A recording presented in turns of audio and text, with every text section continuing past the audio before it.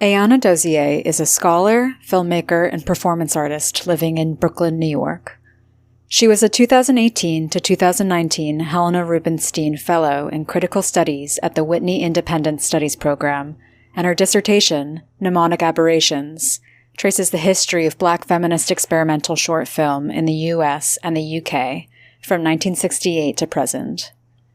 She's also the author of Janet Jackson's The Velvet Rope, a recent book in our 33 1/3 series, which we discuss in this episode as a part of our minicast on politics.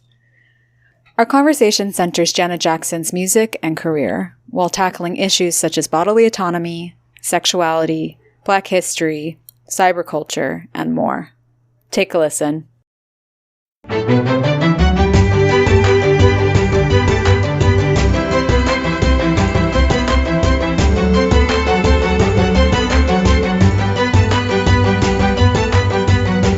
Welcome to the Bloomsbury Academic Podcast. I'm your host, Rebecca Moravsky, and today I'm speaking with Ayanna Dozier, the author of Janet Jackson's The Velvet Rope, which is a part of our 33 1/3 series. Thank you so much for being on the show, Ayanna. Looking forward to speaking about arguably one of the most important pop icons of the 20th century. Oh, thank you so much for having me. Just to get started, what motivated you to write this book? What was your thought process when it first came to be? Came to be at various stages of my life. I've mentioned in the book, and I mentioned even elsewhere, this is something that this album has formed a lot of how I approach decision-making for my life. And I think when I was perhaps around 14, 15, when I started doing theater, when I started finding more expressive ways to talk about things and how things mean to me and what they mean to me, I kept coming back to The Velvet Rope. That's when I realized, I'm wearing people down. I'm always advocating for this album, and I'm always kind of talking about its thematic content, et cetera, et cetera. So certainly by my early 20s, I knew I needed to devote some type of full study to it. That allowed me to, one, stop weighing my friends down in conversations about it, but then also that gave me the opportunity to really unpack what this album meant to me thematically, what I was receiving out of it, and then also what shared types of connections other individuals across Black diaspora communities and across queer communities as well were also latching onto within this album. So by the time I found out about the 33 1/3 series, which was earlier on in my 20s as well, I had made up my mind that this was going to happen. I'm going to write a 33 1/3 on Janet Jackson. I just need to know a kind of matter of when. And that when came about a few years ago. Why The Velvet Rope as opposed to some of her other albums? Right. Because on the surface, you might think, Rhythm Nation, it's one of her best-selling albums. It's still widely beloved. It's a great album. Or even Janet, her Sexual Awakening, one of the most iconic album covers ever. But The Velvet Rope is something that is not only expertly crafted as a work of art, but it's something that still is misunderstood. Well, if you look at the Wikipedia page, there's a lot of adoration for the album now, 20 years later. At the time, she was written off as manufacturing pain. The metaphors were misunderstood. She was demonized for just how far she pushed sex over. And the particular singles didn't sell as well as her previous albums did. So it was almost the low point of her career. I think, mind you, the album still sold 8 million copies, but it was the low point of Janet's career. And she was able to, quote unquote, bounce back with All For You. And I feel that distinction, that kind of qualifying account, that this is a low point when a Black woman kind of opens up, starts to probe within her interiority, thinking about past abuse, including domestic abuse, as she talks about on What About in the album, her sexual fantasies, depression, body dysmorphia. That's not only a line crossed too far, but that this idea that no one wants to hear that. There's not an audience for that. And I think part of that resistance to what she was documenting on The Velvet Rope is that sense that Janet had always been so happy. She had a beautiful smile. She still has a beautiful smile. And it almost participates in this, not just classical misogynoir as defined by, Trudy, in the sense of the type of racialized sexism that Black women face, but it also participates in that historic construction of Black individuals in the United States of, if you're not entertaining us, we don't want to hear it.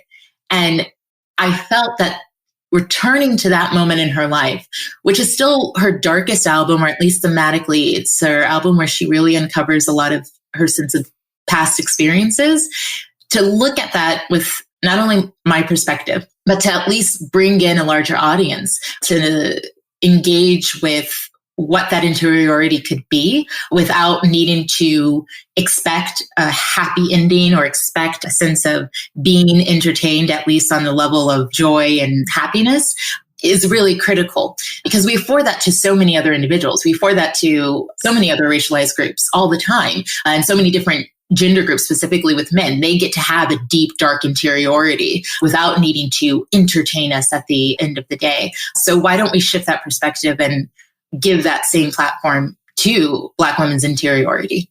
Right. And that misogynoir power structure still shapes our popular culture today. I mean, in terms of mainstream consumption, Black feminine interiority that is dark or painful is quote unquote unpleasant and therefore unprofitable, perhaps because it forces people to contend with the oppressive systems that create some of that pain in the first place. And I mean, thinking about centering Black women's interiority, how has reflecting upon Janet's work informed your ideas about what it means to be in control of one's own body as a Black woman? I think, and she might disagree, but I think what actually Janet makes available for us in her entire media archive is how persistent you have to be as a Black woman to maintain some sense of autonomy over your body. Because I don't even think that she might now have it. And this is not a critique or anything, but I think this is just listening to her interviews. And so she just gave birth a few years ago now, but she left a really abusive marriage. She admitted that. And that was still happening, right? In her late 40s, early 50s, that she's still fighting, that she didn't crack the code. And then, she turned 31, made this album, and then suddenly from there on out, it's been smooth sailing. It's like, no, what Janet's media archive demonstrate is that growing up from a young age, and she talks about this in her memoir-esque book, True You, she mentions as young as 14, she understood that she was going to have to battle her mother's ideology about what her body should do and what her body should be and what her father wanted from her. And that's not everyone grows up in that environment, right? Where you have to immediately understand that in order for you to have any sense of agency, you have to have all of the self-esteem, all of the power, all of the strength that comes from outside of you, right? Because you're not necessarily going to ornately have that within you.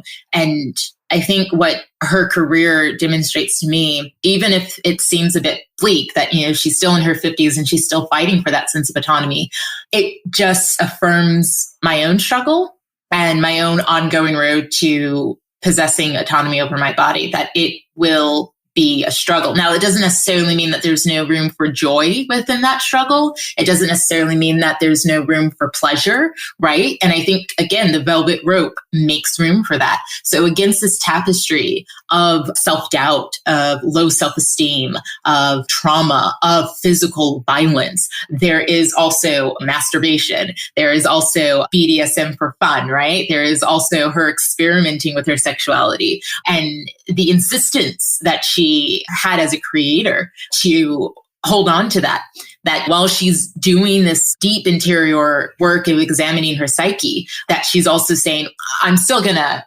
put some fun in this as well. I'm still going to house this within that, because maintaining this body that is already positioned, and I have to use a little bit of theory here to help me out, but what Hortense Spillers is a formidable Black feminist scholar, right, says for Black women, historically, our bodies exist with a split of the body, the flesh, right? That the type of inhumane conditions that emerged during enslavement, of chattel slavery, institutional rape, of just the complete degradation of the body as a concept, as a thing that has agency and something that can be held together, were completely destroyed through those conditions. And specifically for Black women, they felt that a bit more acutely because they were also being worked as chattel, while also for some cis Black women possessing the ability to reproduce. With that being said, the body then breaks apart. It becomes known as the flesh. So the flesh for Black women is often what we're born into. We don't have control over ourselves. Society tells us that our bodies are not for us and that the only way to gain approximation to possessing a body is to adapt modes of patriarchal constructions of what we should be doing in our life. And that was certainly the home environment that Janet grew up in, right? And to push back against that is where you not only start to define what your body is and how you can maintain autonomy over that body, but it becomes the struggle that defines your life existence. Because do you hold on to continuing to fight for your autonomy, or do you just give up at some point and then accept this distinction of just being flesh for other people's pleasure? So with that, while I started off with a bit of, I wouldn't say complete bleakness, in that I look at Janet and I see that she's still struggling and fighting for autonomy. I actually think that there's something very aspirational about that. I hope, one, to have a future, but I hope to live to be in my mid-50s and to still be fighting and to not give up on that struggle and to persevere throughout it. And again, there is room for joy within that, but it is a struggle. And that's what I understand my own sense of autonomy as a Black woman in the world. It seems like joy is such an important part of the equation in any social justice movement, because without it, what can sustain your energy? Fighting a system that's oppressiveness is intentionally exhausting. And on that thought, thinking about Janet's work, I mean, is it possible to confront the pain and alienation that comes from being forced to conform to patriarchal and racist standards and come out with something that feels emancipatory? I don't know if there's a clear response to that allows us to walk away with something coherent. I think I'm still sorting that out. What I can say, though, and again, looking at not just Janet, but other media examples and or other types of discourse, theory, literature, etc., is the insistency of refusing that alienation that has been thrust upon Black womanhood in society. Because part of struggling, part of perseverance and fighting for one's autonomy is that you become alienated.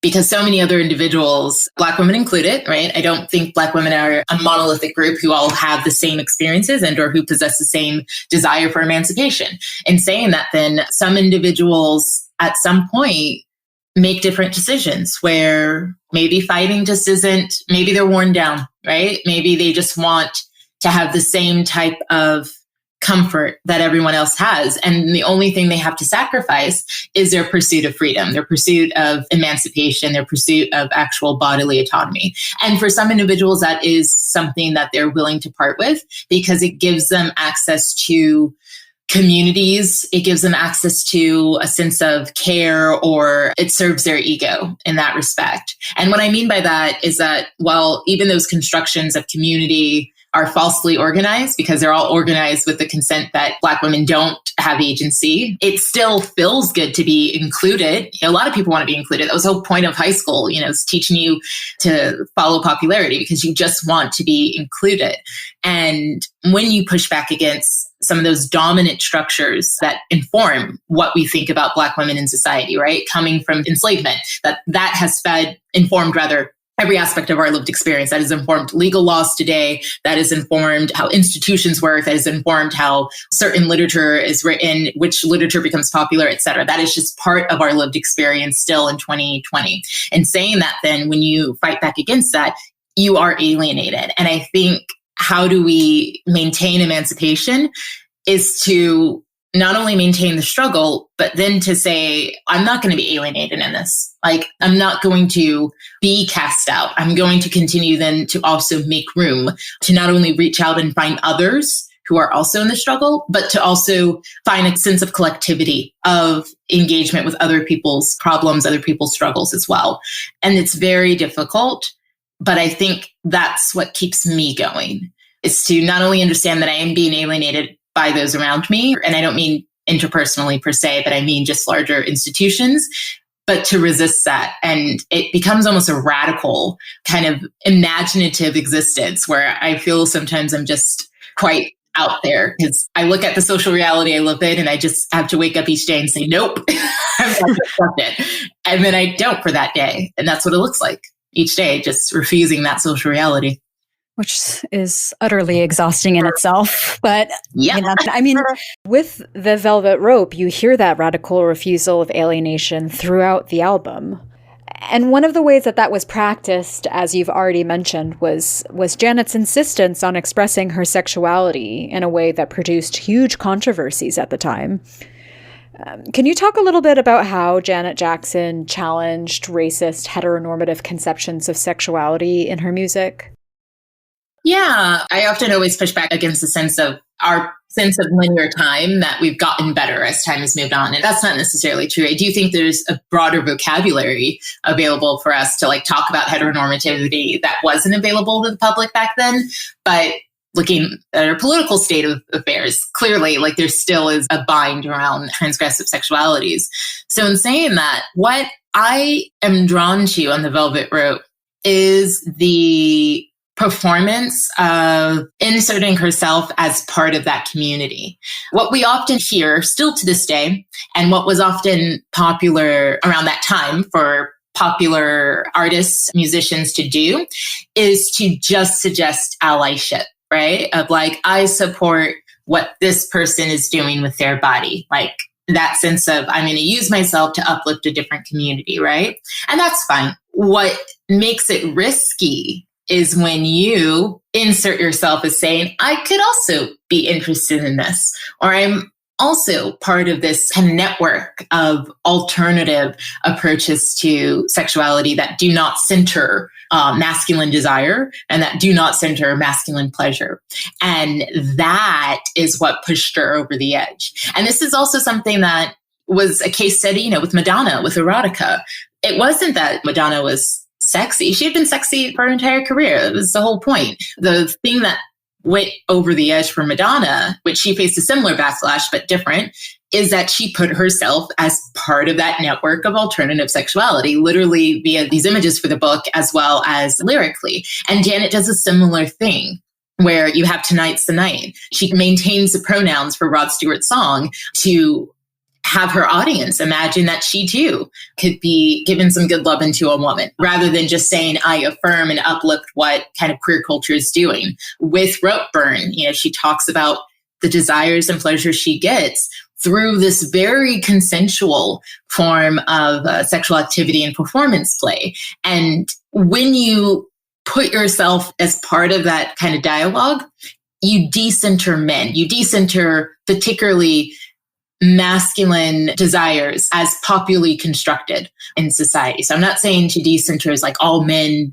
completely, but that type of male desire, male gaze that is trained to enjoy certain types of femininity that feel constructed for them. When you participate in these forms of alternative sexualities, it decenters that type of desire. And because the music industry still is largely informed by patriarchal ideology and is ran by a lot of very aggressive men often have a hard time with that. Well, yeah, I mean, you're totally right, though, that things haven't changed that much, because this immediately made me think about how people reacted to WAP.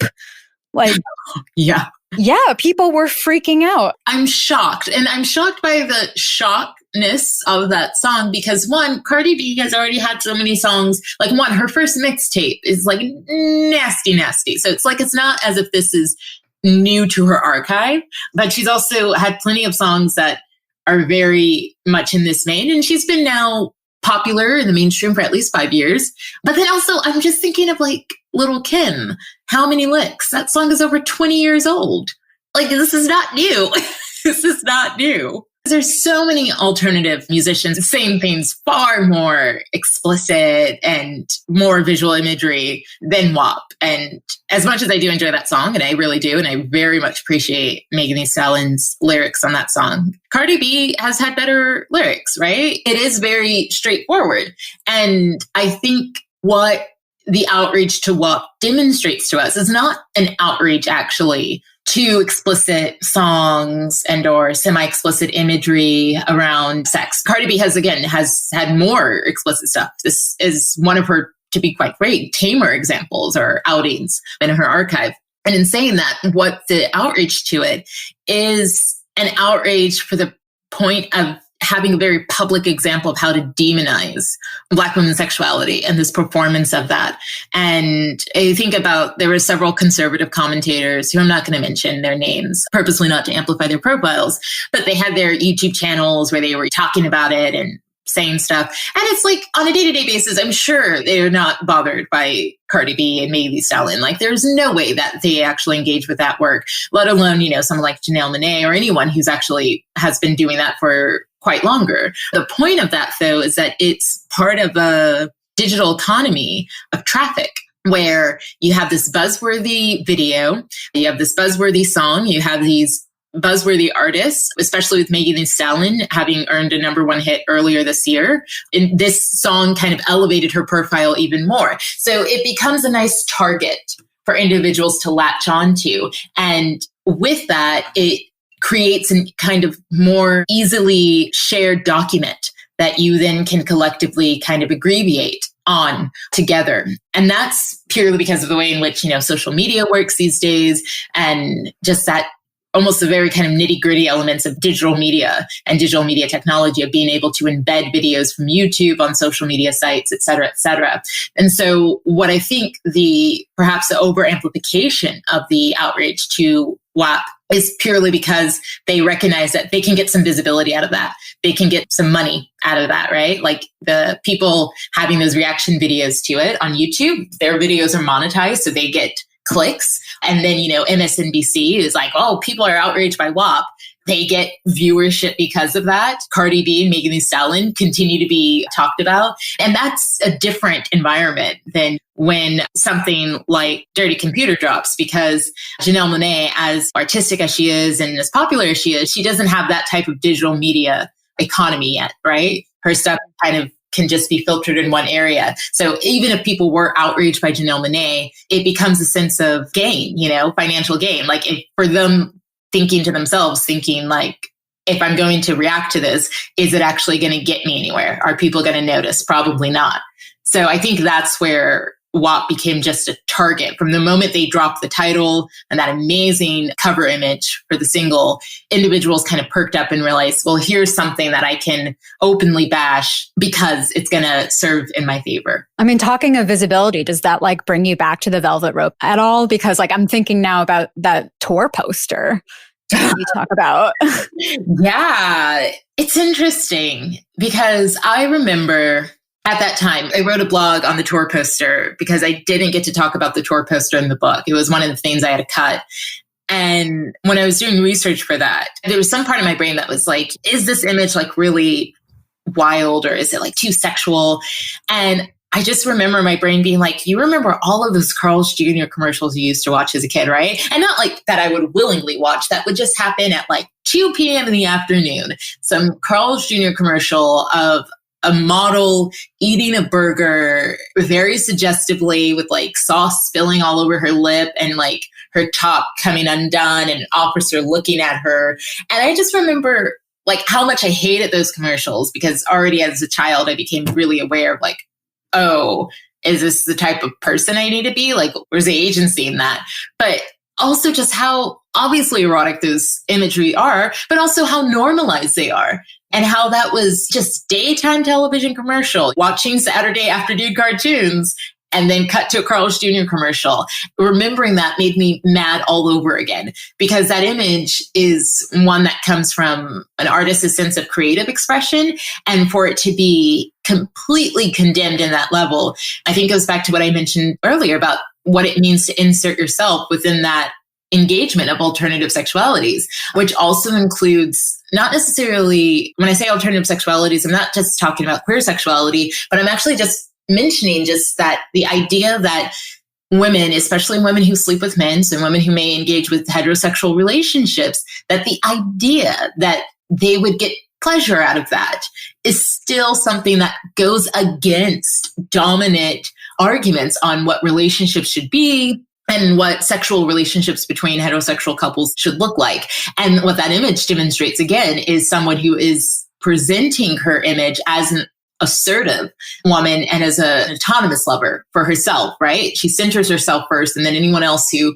may also be interested can receive that benefit. And it's frustrating because it also, in a way, crosses the boundary of sex work to an extent, only insofar as the frustration that society largely has with women sex workers primarily is that they would benefit off of their own sexuality rather than, again, participate in this dominant structure that their sexuality is for male pleasure. And that's what that tour poster does, right? She's doing it for herself. Ergo, this can't be. This is not an image that is healthy. But again, at the same time, those Carl's Jr. commercials, absolutely healthy for teaching women what type of sexuality is appreciative in this environment, so long as it centers men. Right. And the way that they sustain themselves is dependent on this hypersexualized patriarchal conception of feminine sexuality. And as you've said, Janet was condemned for doing the opposite, centering her own sexuality, asserting bodily autonomy, and still making money in the process. So Janet was openly challenging respectability politics by reconfiguring Black women's sexuality in her music. But another thing that you've explored is this idea that The Velvet Rope is a technophilic album. The Velvet Rope came out at the birth of the internet age. Do you feel that Janet embraced cyberspace as a part of her aesthetic? Barely.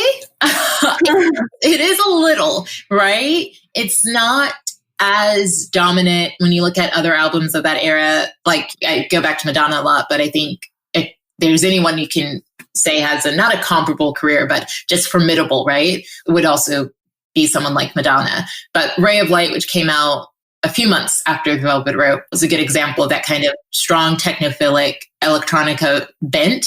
Björk's Homoeugenic, which came out around the same time, I think just a few weeks after The Velvet Rope, is another clear example of that. So with The Velvet Rope, it is minimal. However, though, what those other two examples, and I'm just speaking in broad strokes here in terms of doing this compare and contrast, what those other two examples demonstrate in their album and their imagery is this sense of technophilia of, like, oh, we're going to enter the new millennia and it's just going to take over. We're going to be, it's almost like cyberpunk, right? Which was also visually very popular. It's just a year and a half away from like The Matrix. This is coming into that era of just technology will give us avatars and we can do whatever we want.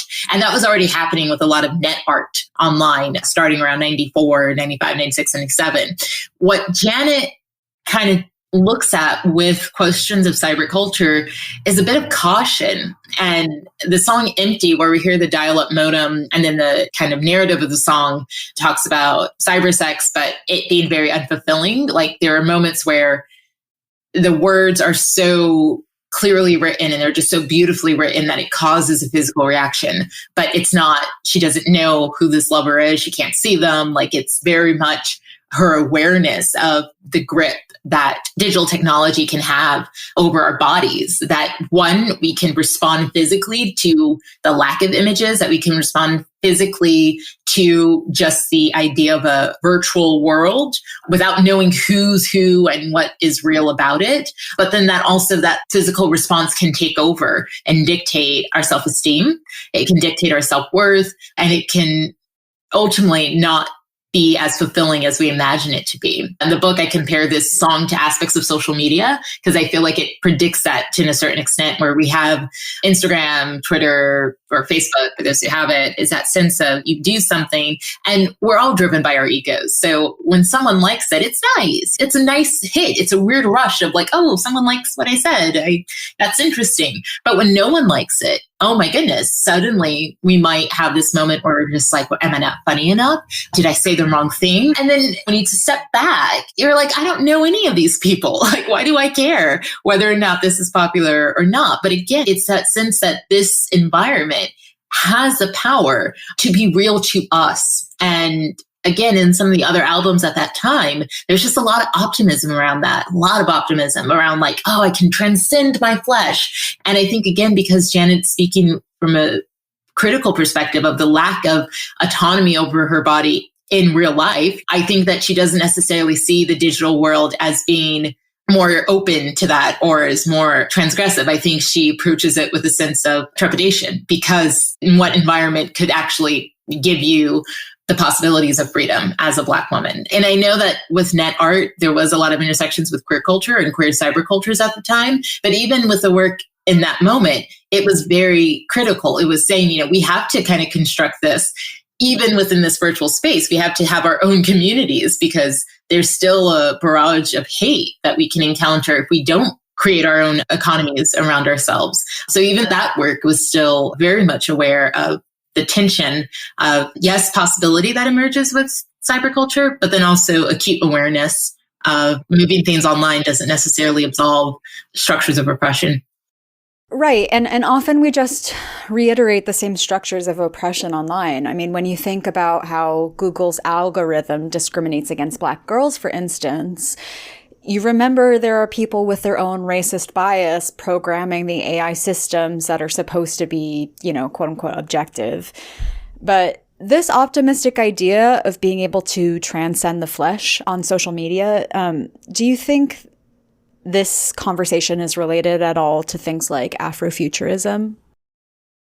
No. And the reason why I say no is because I think there's a misconception about what Afrofuturism is. And so I want to re-examine Afrofuturism and then also kind of come back to that of what is different between transcending the flesh and these conversations of social media and digital technology. I often come back to Sun Ra and his conception of living an Afrofuturistic life, where for him, in order to believe that he could be a free Black man, he had to completely eradicate the possibilities of Earth itself as a plane of existence. Because for him, saying that, like, I'm a free Black man, grammatically, intellectually, just did not make sense via the histories and existences of Earth, which for him, he found that history of the human race to just be very anti-Black. And so for him to then proudly believe that he was a free Black man and that he had the possibility of being a free Black man, he then needed to say that he was from outer space, where that could actually exist for him, that sense of freedom. And he often gets written off as being a bit kooky and a bit out there. But I think, again, that sense of understanding that he was free needed to come from a different temporal and physical plane of existence. And that's what Afrofuturism does. It's not about the future. It's actually about reconceptualizing our engagement with time as a concept and reconceptualizing our plane of existence through time. So what that means is that it's not necessarily just about moving it to a different space per se, but moving it to a different temporal plane of existence. And in that different temporal plane, there's space there where freedom is. And that's his conception, or that's what I often think what Sun Ra was doing with Afrofuturism. That's not necessarily the same terminology about cyberculture, digital technology, online kind of emancipatory work. And to be clear, I don't think this is not a critique against any of that. I just think that how they're conceptualizing that is just very different to what an Afrofuturistic argument is trying to make clear. I think when it comes to cyberculture, we're still very much materially linked to this plane of existence. And I think the difference is also that we don't let go of our body when we go online. It's a popular argument, it's a popular desire to just transcend the flesh, but our body feels things when we're online. So I mentioned this with social media. We feel gratification. We feel that link. We feel tired when we look at the screen all day. Our necks are kind of hurt when we're just hunched over our phones or something. For those who do like video gaming, like, yes, we hear stories about people who can video game for like 25 hours or 30 hours, but like the body breaks down after a certain moment, right? Like you still have to use the restroom, you still have to eat. So it doesn't really transcend the flesh. It gives you different types of opportunities to play with the body or the idea of a body, avatars. It gives you work to do for your imagination, but we're still acutely tied to our bodies, right? Whereas with Sun Ra, or even thinking about Afrofuturism, I think what that concept makes available is that we hold on to our bodies, so we never leave it, but we just try to imaginatively create a way of living, a way of speaking that puts that body in a different time period where we believe that we can be free and we can be free from oppression. And then you live your life according to that temporal logic. And I just think that's a different structural aim than what cyberculture makes available. Again, this is not a critique against cyberculture. I just think it's a different method to get at that.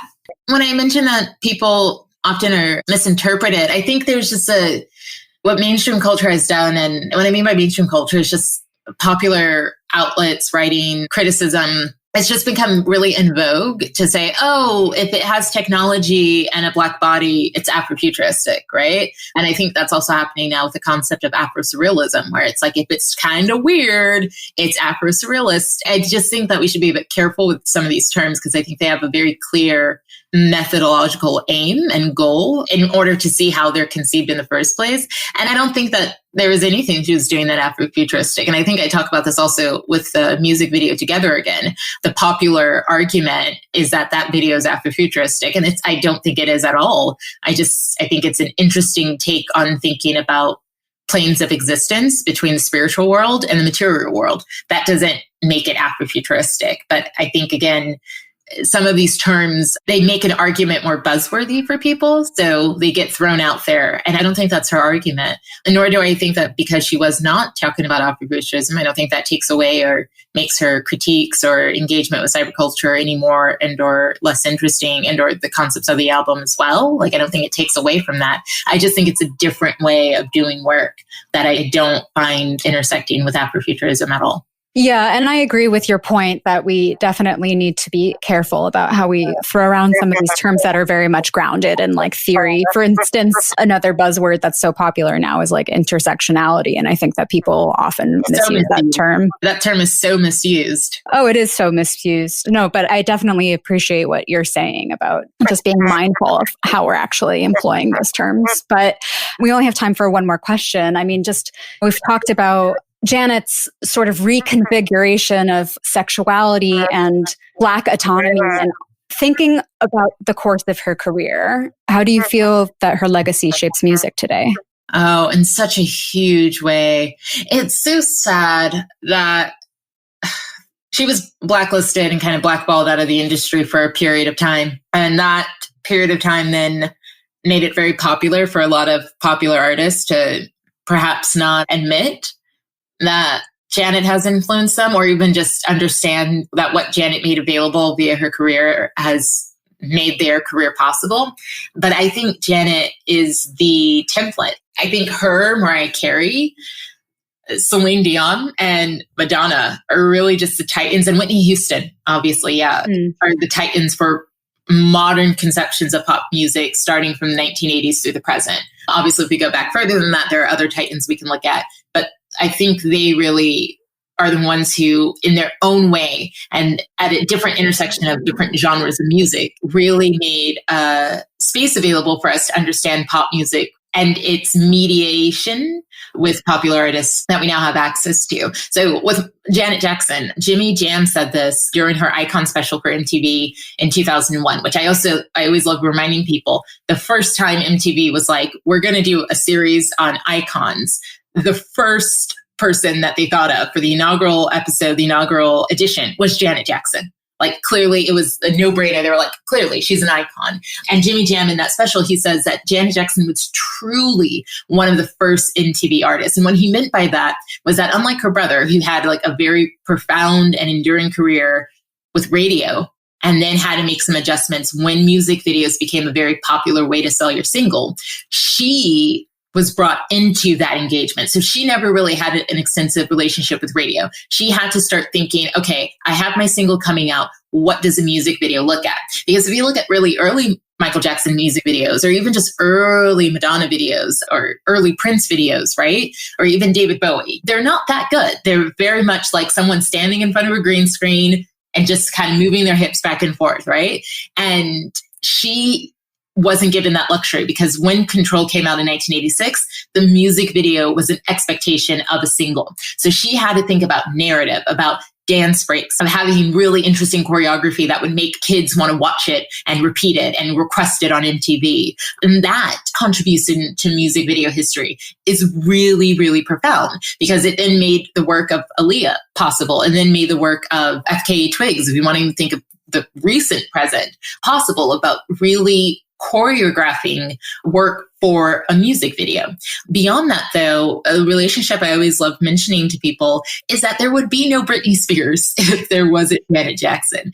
Britney Spears's career, at least her early career, upwards until like maybe 2005, was modeled after Janet Jackson's career. So she hired Tina Landon, Janet Jackson's choreographer, for her early choreography because she wanted to be like Janet. A lot of her visuals are appropriations of Janet Jackson. So the infamous red latex suit for Oops, I Did It Again, that was based on the red latex suit that Janet Jackson wears in the liner notes for The Velvet Rope. The structure of releasing a mid-tempo song first and then a dance song for your second single and then a ballad for your third single, which is the structure that Janet Jackson made possible, or at least popular. Britney Spears admitted that she took that from Janet. Her second album, Oops, I Did It Again, Britney Spears admitted that that was her interpretation of the second half of Rhythm Nation about growing into one's femininity.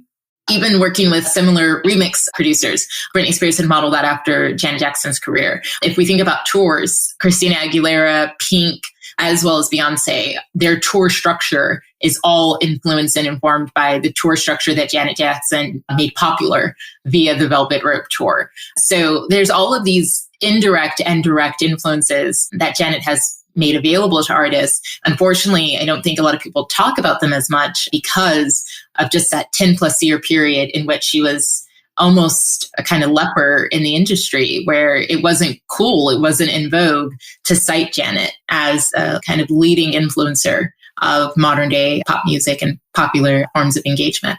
Well, maybe this is the year that she finally gets her due.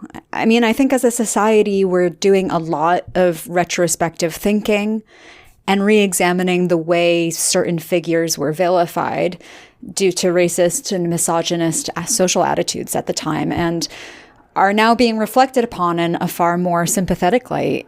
And especially now with your book, I think that people will start to realize that Janet Jackson is responsible for what we even conceptualize as a pop icon today. I hope so. I mean, I definitely saw and think the tides are turning, and they have been turning for the last 5 years since she came back, in quotation marks, of course, with Unbreakable in 2015, and then her State of the World tour.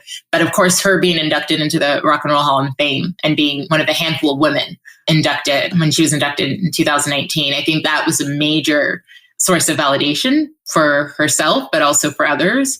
I think people are now open to coming back to that conversation, and I hope this book feeds into that engagement. Well, on that note, I just want to thank you so much for being on the show and agreeing to talk about Janet's legacy.